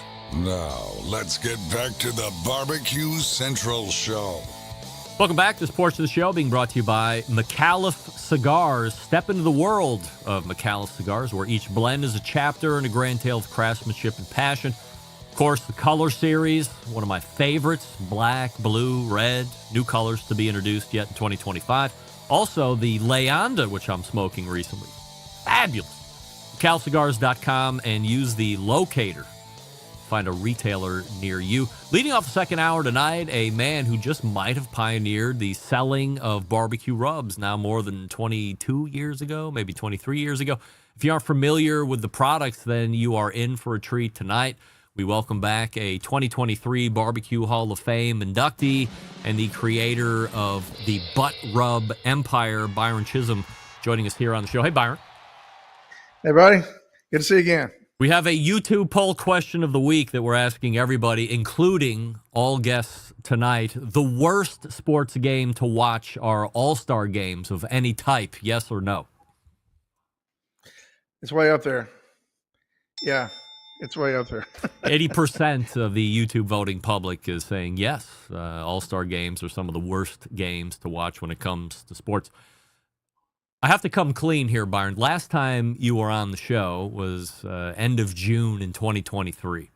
And I introduced you at that point as first-time guest, Byron Chism. But believe it or not, you had already been on the show once before, all the way back in live show infancy, April in 2008. How do I know that? Because the guy that does my Best Moments show, his job is to go back and listen to all my old shows. And he said, hey, dummy, you just introduced Byron as a first-time guest in 2023, but he was all the way back on in 2008. Can you believe that we are still doing this thing all these years later? Well, that's awesome, man. You have a good thing going, and I don't remember being on that actually. That makes two of us. Primitive. I might have just been running down the road on my cell phone talking to you about something. I don't even remember that, but yeah, a lot of phone connection stuff back then. One of the biggest things that I don't remember, so I'm ashamed to say that I didn't. After I listened to it, then I remembered, oh, yeah, of course, yeah. So there was this whole other thing that happened. I had mentioned it on the show. You remember John Willingham? Of course, yes. So I don't think a lot of the audience knows who John Willingham is or what he meant to cookers, what he meant to barbecue in general, what he meant to competition barbecue, especially Memphis in May. But I had mentioned on the show years ago, I can't believe, I just want to share this with you. John Willingham called me and we had an off-air personal conversation for about 20 minutes. And we talked about XYZ. And it was just like, I wanted to ask him all these questions. He was just way more interested in learning about the podcast and why I got into it and this and that. And John must have found that show. And he called me up like a kid in a candy store. He goes, "You got to tell me what you and John Willingham talked about." I said, "John, what are you talking about? I never had a phone call with John Willingham in my life." He said, "Well, I'm just listening to this show on this date, and you're going on and on about how John Willingham called you on the phone personally, and you had this 20-minute conversation." I said, "I can't be more embarrassed. I don't remember that for 1 second."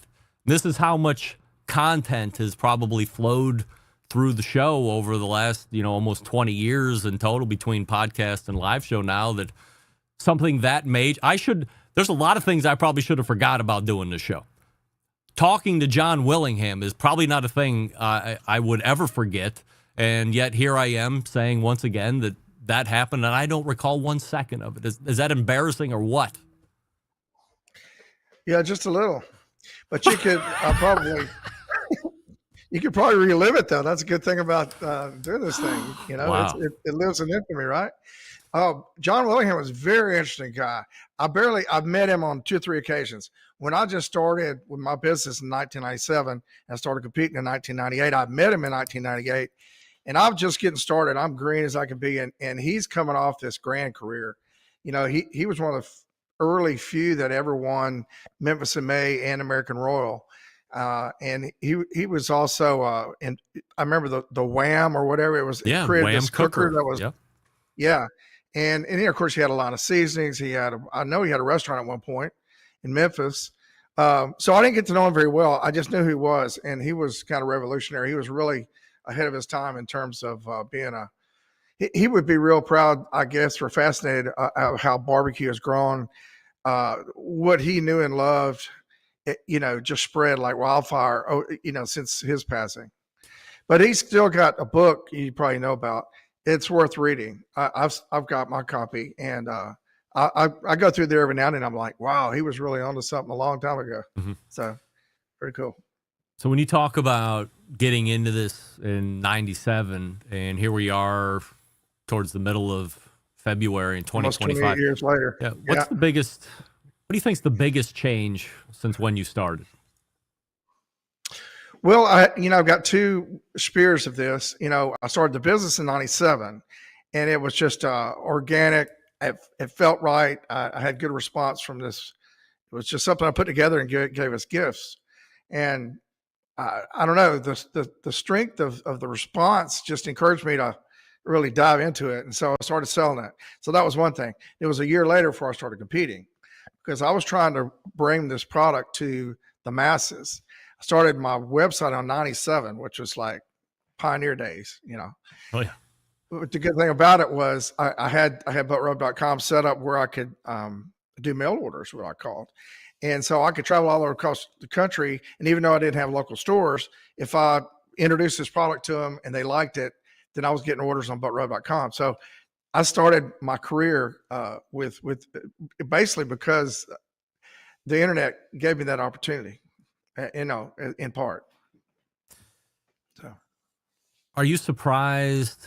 So you said there was some initial good momentum from the people you were giving it as gifts to. Once you get it out for sale and you start picking up steam, did you think that, this many years down the road, it would still be such a juggernaut? I've been asked that before, and I got a great stock answer. But basically,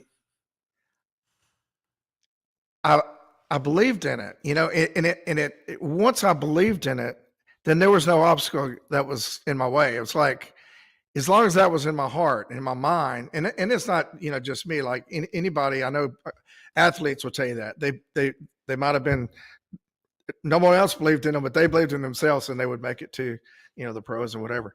But so I really thought I was onto something, and I just followed my heart.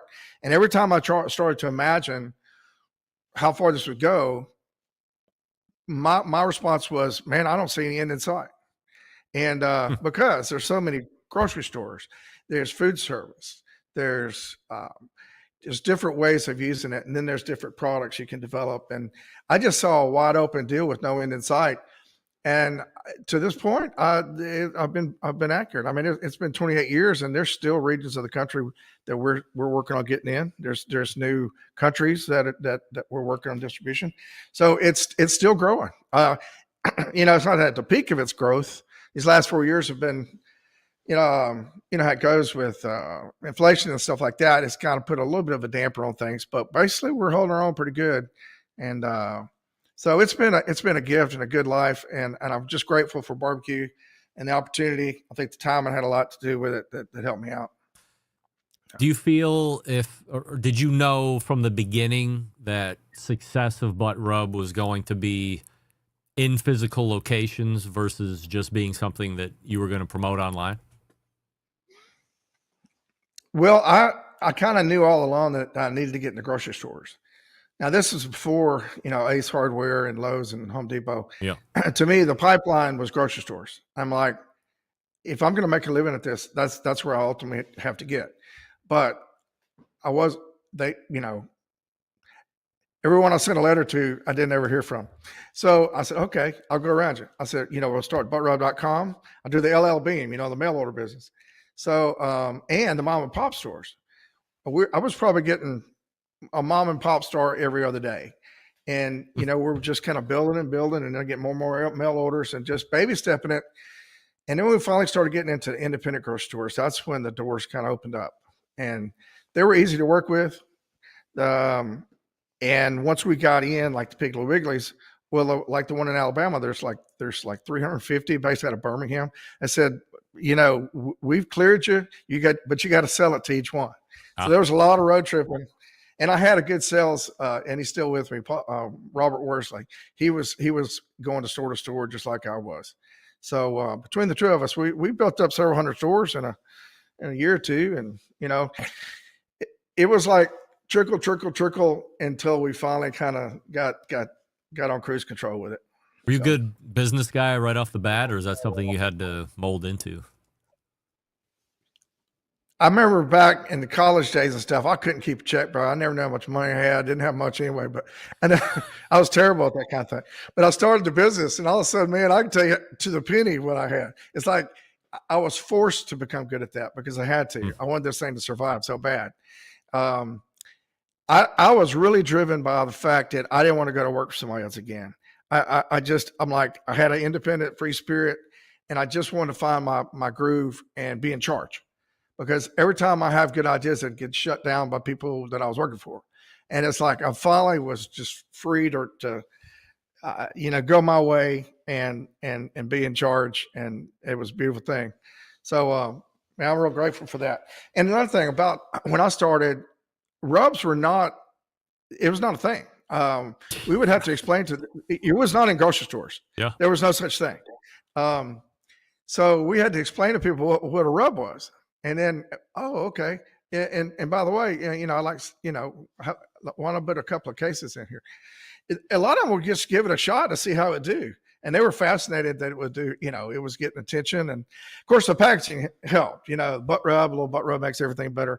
When people quit laughing, then they'd say, oh, I know somebody who cooks, and, I'll buy one for them, So I think that if it wasn't for the creative packaging, they'd have just walked right by it, and it would have been an obscure thing that wouldn't have gone anywhere. So when you're talking to people or new people about barbecue, when they're asking you for advice, and let's go down to 4 main meats, why not? Because you're a master at all of them. When people are talking to you about brisket, what are the 2 or 3 things you're telling them now they need to focus on to be a good brisket cook? Well, if they're just getting started cooking, I always tell them that the brisket's kind of advanced. I'm like, get real comfortable with your equipment, cook a lot of chicken, and, you develop your skills for working a grill and for using your senses and paying attention to, become more confident in what you're doing. And you'll get the brisket later. Because I mean, even for me, I remember, man, that's like learning to be a cook, and the first thing you cook is gumbo. Okay, I mean, no, you kind of want to do some simpler things and get better at it. So I always tell people, just think about every time you fire that grill up, you're going to learn something. But get your head out of the recipes and the books and everybody else's. You're going to develop your own way of doing it, but keep it simple and use your senses. You know, look at what you're doing, feel at what you're doing. You know, your 5 senses are your best tools that you have. And a lot of times people, they're just thinking about a recipe and they got these electronic gauges, and, you know, it's like, this is a beautiful cooking form. And, you know, you got a live fire. Just, you know, use your senses and enjoy the moment, and try not to get too technical. And it's not like you have to do a ton of things. It's not like you've got to marinate, inject. But I mean, you know, in competition barbecue, we get carried off in that. But in general barbecue terms, really, if you think about what Central Texas is a good example, you can have some of the best brisket in the world. It's got salt and pepper on it, and it's been cooked with wood, and it was probably wrapped toward the end. But it's real basic. It doesn't. You don't have to do 1,000 things to it to make it good. So, did I answer your question? Yeah, absolutely. If we look back at the rub business again, where do you get a lot of business from that surprises you? Whether that be from you know, out of country or even within the States. In the beginning, I remember. Man, about every other order we were getting on the internet was from California. It was like, it kind of surprised me because, you know, you think of, but a barbecue rub, you know, that's a, you know, for us, you know, barbecue means different things to different people. But fortunately, it's a good grilling rub also. It doesn't have sugar in it, so you can high heat cook it. So I think they were doing a lot of grilling in California, and there wasn't anything for grilling. And I say, oh, barbecue, and then, you know, so it caught on in California real early, and that kind of surprised me a little bit. Now it's interesting. We have a couple of European distributors, and it does pretty good out there, you know, but our core is still, you know, the Southeast, because that's where we started. That's where we have the most amount of stores. And that's our most loyal customer base in terms of brand loyalty. You know, a lot of people in the deep South, I meet people all the time that have been using this 20 years, 25 years. And it's like, I met a guy one time, him and his wife and his kid. He said, my daddy and my uncles, he said, I grew up, every barbecue I remember, butt rub was there. And he said, and we use it now. So I'm really flattered to meet people like that. And that's why around here, anytime I go to the store, I've always got my butt rub shirt on. And I'm not really trying to overpimp my product. It's just that it opens the door. Because, you know, I'm not the My Pillow guy. People don't know who I am. I just got the shirt on. So they start talking about, oh, yeah, I use that stuff. And, you know, we just kind of, and about 5 minutes later, it's like, damn, you work for them or something? I was like, well, I'm the creator of the product. Come on. Hey, come get our picture. You know, all this. And I love that because I love being able to meet people that are a good example of what has given me a living. You know, they're a subset of the pie that's allowed me to have going on 28 years now to make a living selling a barbecue seasoning. You know, we got other products, but it's like I'm in the butt rub business. It's like this is 98% of our sales. So, would you get into this business now if butt rub was just something that was coming to you?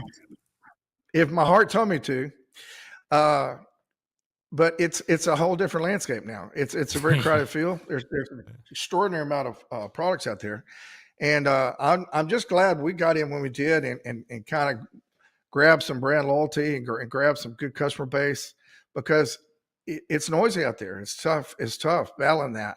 But fortunately, like I said, we've got a lot of stores that have had us for a long time, and we just kind of hold our own, you know. And I think, you know, in time, the free market, you know, that not everyone can survive with it. A lot of people just kind of testing the waters and seeing how it does. But for me, when I started it, I'm like, this is my job now. It wasn't a weekend thing. It wasn't like, well, we'll just dangle this around and see how it goes. I said, okay, this is what I'm doing. And I dove in. And fortunately, that was the approach that I needed to take, I suppose. You have a cookbook? No, but I've been taking notes for a long time. I got shoeboxes full of all kind of information. One of these days, maybe I need to put that together. You and I were talking about that last time I talked to you, and I just thought cookbooks are kind of, everybody goes online for information, but you say they're doing pretty good. I mean, it seems like every spring, getting ready for grilling season, there's a slew of brand new, all the same cookbooks, new authors, but they're doing what they did last year. They're doing what they did 5 years ago. It's a book that talks about what barbecue is and what smoking is and the different kinds of cookers and what the benefits are. And maybe they have some handwritten illustrations, or maybe there's some real pictures. And eventually it evolves into beef recipes, pork recipes, chicken recipes, side dishes. It's all the similar theme book, but it's Dr. Barbecue writing one, it's Byron writing one, it's Myron writing one. I'm surprised, given who you are and everything that you've accomplished, you don't have even one book to credit. Well, I guess I better get on it. Do you know anybody in the barbecue industry that's written a book that might be able to help out? Oh, I know a lot of people in the book.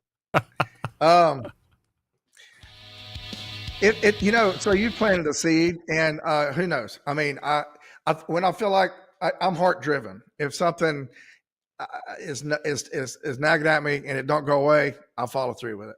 So it would be a fun thing to do, and it's a big market for it, and a lot of people, they need recipes. They feel comfortable with recipes, and so who knows? Yeah. Would you rather have, if you had a book, you've been on TV before, would you rather have a successful cookbook, or would you rather be on a TV show? I suppose TV is really, I did the early, before Pitmasters, there were a couple of, the original one that I remember was Barbecue All-Stars. That was a lot of fun. I remember. And then they did the Barbecue Championship Series, and I think they let it rest a little while, and then came back with barbecue, the Pitmasters. Now, my early days of doing that was fun. I really liked it, but following that path was just not in my heart. As far as doing a cook, since I never had a cookbook, it's hard for me to be able to answer that. Other than I think I could see taking that book and going on some, that would be fun to go to different places and talk about barbecue and promote your book. So I guess the book direction might be. Were you on the version of, it was like on Outdoor Life or HLN or whatever? Was that the version where you guys had to kill the stuff? OLN. OLN. Outdoor Life. No, yeah. Okay. I was on the original one, Barbecue All-Stars. There was 8 All-Stars and there were 8 challengers. It was like, and then the next time Mike around, Mills, was it Mike Mills? Mike Davis and Leanne Mike Whitman. Davis, yes. Dr. Barbecue, Bart Clark. Clark, oh my God. Let's see. Fast Eddie was on there. Yeah. Wow. Classic names. I know I'm missing somebody. Yeah. And Myron, of course, was on that. Yeah. And you guys had to kill one of those, like dispatch one of the dishes first before you started cooking it? That was I think they're talking about the second year they had the Barbecue Championship Series. Oh. And most of the same people were on there. And then they added Johnny Trigg. And they kind of lost me when we had to they wanted us to cook frog legs, and we had to get the frogs and kill the frogs and stuff. I'm like, man, this is theatrical bullshit. I did not like it. I wasn't comfortable with it. And I'm like, I really liked the first year though. That was more natural, authentic barbecuing, and it had some good humor and stuff like that. But then they tried to ramp up the theatrics, and I said, that's the end of my career. I don't like this. So, will you do barbecue competition still? You going to do anything this year? My last year I competed was really 2019, right before COVID, kind of closed the door for a little while. So that was, I competed 21 years total. The first 10 years, my heart was on fire for it. And that's when I had my best results. I mean, I was just living it and breathing it, going to bed, thinking about it, waking up, thinking about it, practicing. I mean, I couldn't get enough. It was just so exciting. And, you know, I was on the road. I was one of the early people who would cross regions. Most people just cooked in the region they lived in because that's where they worked and stuff. It's just a practical thing to do. But I'm in the barbecue, and I'm Mr. going to the next big event, wherever it was. And that was a real exciting time. The freedom of the road, going to the next event, and hoping for a chance to win, of course. And, you know, fortunately, thanks to the KCBS, I knew the rules, and I knew it was going to be a fair deal. So it doesn't matter what region of the country I showed up at. I have, you know, it's not being judged by the local mayor and all this, you know. So it was an exciting time, and I'm real grateful for. Of course, all the sanction bodies were good, but that was the one that I connected to at the time. But to answer your question, it ran its course. Really, it was about 2012. I was going to try to wrap it up, and that's when they started having the ones in Europe. The first one was in 2012. It was the first one outside of North America was in Amsterdam. I'm like, man, I'm going. I'm like, I don't know where I'm getting the cookers. I don't know where I'm getting my meat, but I'm going. And I'm like, I'll figure it out. I'm like, that's history. And so I was just about to, you know, my heart had kind of checked out. So, but when they did that, I was like, I got to be there. I just got to be there. And that started a whole new little deal going over there. And for a while there was 30 something KCBS events a year in Europe for a while. It slowed down a little bit, but it's still alive and well over there. How many countries do you end up cooking through? Well, I did that one in Amsterdam. And I was like, it was such a great experience. I was treated so nicely. I was the only American there. And I know there were about 12 countries. I had my American flag out. And, you know, little kids were taking pictures next to me with my flag and Mr. Barbecue. And it was just such a great experience. I couldn't wait to do it again. So when they started popping up, I'm there. And there was a 9-year period where I had done 35 or so total. And I wound up going to a few other countries outside of Europe. Before it was over, I have competed in 19 countries total. Wow. One of them being the U.S., but, you know. It wound up being all over Europe and, let's see, of course, Canada. Australia was interesting. The first 2 KCBSs they had there was Sydney and Melbourne. And so I was there 2 weeks. I did both of those events. So my theme in life at that point was seeing the world through barbecue. And, you know, before it had been real important for the team of the year points and, you know, going to the biggest events because that's where they had the most points. And that was exciting and fun. But now this mission was more like, I'm representing our country, you know, and I became real patriotic doing that. And so I'm glad I got to do that. And so there was a good 9 years. But then, you know, when COVID hit and everybody slowed down, it broke the stride of everything. And I got used to not competing, and I got used to not traveling like that, and started kind of building a world over here in Tennessee where I'm at now. And, you know, I'm kind of homeboy now. I still travel a little bit, but it kind of feels good to just I have a couple of barbecue events here at my place. So I've gone to so many events, but now, you know, I can organize my own to a extent. It's not competitions, but we're bringing in music and barbecue, traditional barbecue. I've got an old Texas pit, and I've got the original Southern pit, brick pit. And so we're doing traditional barbecue and introducing it to people for the first time the old school way, and bringing in music. And usually it's for charity, mostly for the animals. That's my favorite. So how long? Kind of grandpa life. If you decided you wanted to get back into competition barbecue, hypothetically speaking, how long would it take you to get team of the year ready if you wanted to get back into competitions in a serious way? I'd have to really have a heart's on fire for that, because it all starts with your passion. Yeah. You know, your head can tell you stuff, but until your heart tells you and gives you the energy and the passion to you got to live it. You know, when I did my best, my years that I won the most of all the awards I won, I did them pretty much in the first 10 years, because that's just living and breathing it. And just, you know, I don't know. If I don't see me. Life has its cycles, and it's just it's kind of competition barbecue was some of the greatest times of my life, but I don't really want to go back. I mean, it's ran its course. 21 years. In most competitions, sports or whatever, a 10-year run is pretty good. Yep. And mine was more like 21. So I don't see going back. I don't know. I think I hit it in some great years. And we were all original artists back then. It was before internet. It was before people did classes. If people were winning, the last thing they're going to do is tell you what they were doing. And so you had to figure it out. So if you had a skill set for cooking, and if you're a natural born cook, you had a leg up. But now, I mean, you could train a non-cook to be competitive. But whatever, everything changes, So as long as people are enjoying doing what they're doing, then that's more power to them. So, who were your biggest mentors when you were really hitting on all cylinders? Who would you go to for advice, or who would you bounce ideas off of? I had a good rapport with some judges, and it's fair game. They would answer anybody's questions. What they see, what impressed them, what they like about it.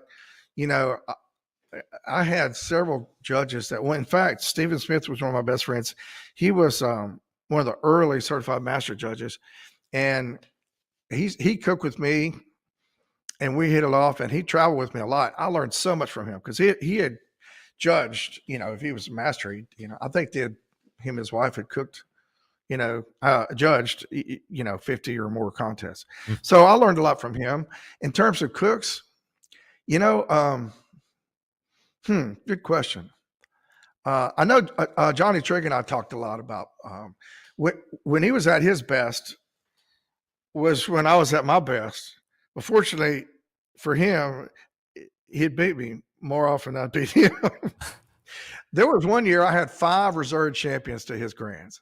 Oof. 1 year. Always the bridesmaid. Yeah. And then there was 2 that I'd won, and he was reserve. So of the seven that we were grand reserve, he had me on 5. And I finally learned, man, you don't want to go when you go to the awards. You find where Johnny is, go somewhere on the other side of the field, because whenever you start getting some calls, he'll come over and congratulate you, like after pork. All right, you got this, and Chism, you got this, and it's like. The first couple of times, yeah, Johnny, I don't know, man. And sure enough, he'd wind up winning. And so finally, I'm like, okay, don't let Johnny congratulate you before this thing's over. I'd find him, I'd go on the other side. I wouldn't let him near me. But he was a lot of fun. He was a great competitor. He was tough. He had a lot more experience than I did. But I was catching up to him. We had a lot of fun together. That's for sure. We talked a lot about butt rub tonight, but there's other products that you had mentioned. What are they, and how well are they doing? Our butt rub sauce is doing pretty good. It's just it's the sauce that I created Competition Barbecue. I didn't like it too pasty. I didn't like it too, it's just a balance of sweet, heat, and tart. And I didn't, it's kind of fluid. And so I created that with for pork and ribs. And finally, I was like, well, hey, why don't I market this? Why don't I just add this with the rest of my stuff? So it's holding its own. There's so many sauces out there, and everybody's been using what they like for a long time. So I didn't think I'd take over the sauce business or anything like that. But of all the people who use butt rub, I figured a lot of people would give it a shot. Yeah. And for a lot of them, they like it. So that, and as far as grocery goes, most of all our other products, Go Juice is a pepper sauce. People love that. That's basically a mail order and specialty store item. Jubilee seafood seasoning. Most people, we sell it in seafood markets, and we were in Publix with it for a long time. But I'm really proud of that product. It just doesn't have the pizzazz that butt rub does. So we put all our attention on butt rub, really. So you had, last time you were on the show, you had sent me a care package, and it included a bottle of the Jubilee and a bottle of that Go Juice. And I got to tell you, so I'm not a huge seafood guy necessarily, but when we'll have some fish or whatever, Immediately went to the Jubilee. It's fantastic. Very good seasoning. Thank you very much. But I agree with what you were saying previous to that, which was this Go Juice. It is incredible. It's got you can visibly see peppers in it. It's got a nice tang. It's not melt your face off kind of heat. It goes great in a whole bunch of. I'm finding myself trying to figure out, well, maybe the Go Juice will go well in this, and then all of a sudden it's out. So it's a great product that people should really know about. I'm real proud of Go Juice, but I have to get credit about that. That was a friend of mine. We had some pepper plants, and he started making these pepper sauces. His name's Duke Bardwell. He's a well-known musician. Was played for Elvis. He was his bass player for a couple of years, but a really good friend of mine. And he brought me some of this pepper sauce over. He called it Go Juice, and he's from Louisiana, so G-A-U-X, Go Juice. And I fell in love with it. I'm like, I've had pepper sauce before. It's a classic Southern condiment, but this, it had that white balsamic vinegar and a little bit of honey in there, and so it's just a hint of sweet, but smooth heat, and with the garlic in there too. So I'm like, it's a very unique pepper sauce. So I started using it in competition barbecue. So it's like he would have to bring me some over every few weeks because I'm using it for pork injection, pork based, all this kind of stuff. Wow. For anywhere I use vinegar, I was using that, and it gave it another dimension. So one day I'm like, man, it's a great product. It's unique. It's got a cool name. I'm like, Byron, you know what business you're in, right? So I was like, hey, his name's Duke. I said, Duke, well, what do you think about me putting this on the market? Oh, really? He was so flattered. And he still is. God bless him, man. He's a good guy. So the thing is, it has to be handmade. So it's not something we can mass produce and get a bunch of stores. But we get, when peppers are in season, we get about, 5 or 6 pallets, and that gets us for the year, so. There's some restaurants down there on 30A in Florida that carry it, bring it to the table and whatnot. But no, that's where Go Juice came from. I'm real proud of it. Also, I need to mention that I have Ed Royce Original Happy Holla, which is a seasoning he put together back in '86, I believe. Wow! And a lot of people really like that seasoning. I used to use it on brisket in addition to butt rub, but it's a beautiful product. And when he told me a few years ago that he says, yeah, I'm just going to have to let it go. He says, I'm tired of fooling with it. He says, I'm 91 now. And I said, well, Ed, so what about the products? He said, well, I said, let me buy that and I'll carry it on. So we're selling, Happy Holla. And a lot of people in the state competitions, a number of people are buying it for that. Huh. Apparently it's pretty good on in the state competition world. But I'm proud to have that because he's an iconic guy too. Talking about John Willingham, Ed Roy's up there too, and so I just couldn't see it dying on the vines, and because I knew I wanted some around, and it's good on a lot of stuff. So the Happy Holla original season we got. Byron, this has been a great visit once again, and would love to do it more than once every couple of years here. So I'll do my end of that. Okay. Try and get your book back up again. It's Byron Chism. Buttrub.com is the website, of course. So grab all the products that you can and enjoy them at your leisure. Byron, appreciate it, and we'll talk to you again soon. Been a pleasure, Greg. Thank you, bro. You got it. Take care. The iconic Byron Chism right there, talking about the history of butt rub and some of the other products. Little barbecue tip there. I had no idea that he had made, was quickly growing disinterested in American competition barbecue, and then all of a sudden was reinvigorated with going outside of the country and doing the barbecue competitions out there. 35 and Let's 19. Get back to a guy who has more experience giving I don't even know what happened than he actually has cooking. Once again, here's your host, Greg Rempe. Just hold on a second. I don't like how that ended.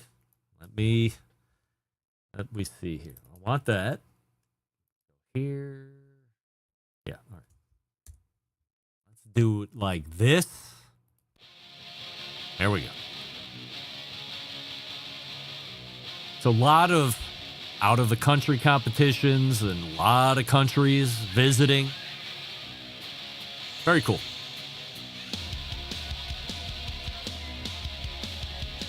Yet another great interview this evening with another great person that is involved in the long-time success of barbecue and grilling. All right, before we wrap it up, let's talk to you quickly about my guy David McDowell over at the Barbecue Diet Program. The website is this school, like the thing you used to go to and learn at, but you don't spell it like that. You spell it SKOOL, school.com. Then at the top where it says search anything, search the BBQ Diet, and it pops right up. Got a hamburger on there. It says the Barbecue Diet. $5 a month to join the community. Cheap, $60 for the year. There's almost 80 or so people in there right now. Hop in, be a part of the movement. I'm currently in week 2, and I'm hitting it hard. Why am I hitting it hard? Because I gotta win the most shredded contest in about 3 weeks when we all head down to Orlando, Florida, and it's going to be me versus Army Steve versus Quentin, the former star football player at Seton Hill University, versus Carter, former Division III lacrosse player, and I am planning to win. David is helping me get there. We're on the eating program. We're on the weights program. Am I looking to get like 80 pounds of muscle on me? I'm just not that body type. We both agree. I'm a guy that could spend 10 years putting on 6 pounds of muscle the right way. I don't have time for that. I'll be dead in a week. But I can lean and rip. That's what we're shooting for right now. So when the shirts come off in mid-March, your boy's looking to take home the trophy. I'll keep you updated on that. No pictures, though. You'll have to take my word for it. So don't wait. You can get after it along with me and the 80 other people that are in the community over at the Barbecue Diet. Again, it's school, SKOOL, school.com. Then search the BBQ Diet in the search field. It pops right up, and away you go. All right, we're back to wrap the show right after this. Stick around. We'll be right back. You're listening to the Barbecue Central Show.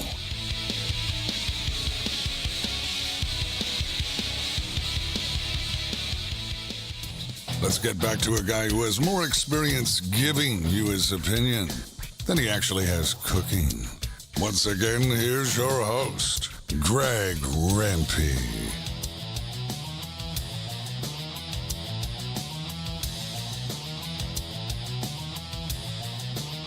We thank Byron Chism for joining us for the last extended segment. Hopefully you enjoyed that. Buttrub.com, BUTT-rub.com is the place to go to find those products. Again, if the Go Juice is available for sale on the website, like, buy that. It's great. Super great. Byron, you want to send me a few extra bottles of the Go Juice? Why not? I would be more than appreciative. All right, let's get out of here. All the way back in the first hour is my pal Stephen Raichlen, the creator of Barbecue Bible, wrote the Barbecue Bible book, has a new book coming out, Planet Griddle. New book after that called Barbecue University, and then he might call it a career. Wow. First announced on the show. Could be the beginning of the end for Stephen Raichlen writing barbecue books. After Stephen, Wes Wright. We were talking about the business of barbecue over the last 30 days. Closing it out with Byron Chism from Bad Byron's Butt Rub. And the sauce and the Jubilee seafood rub and the Go Juice. Ed Roy's Challah Rub, Sweet Challah. Hey, next week is the fourth Tuesday of the month. We have rescheduled Mac Weaver from Memphis in May. He'll be in the first hour. Second hour, we have the embedded correspondence. And sitting in for John Solberg next week, Sam the Cooking Guy. So look out for that. Whole new list of 100% assurity questions. We'll have some other topics as well. So stay tuned for that. It's going to be a jam-packed show and another great one at that. So, how do I always leave you? September 11th, 2001. I will never forget. Until next Tuesday at 9 p.m. Eastern, this is your program host and proud U.S. American Greg Rempe saying, Shalom!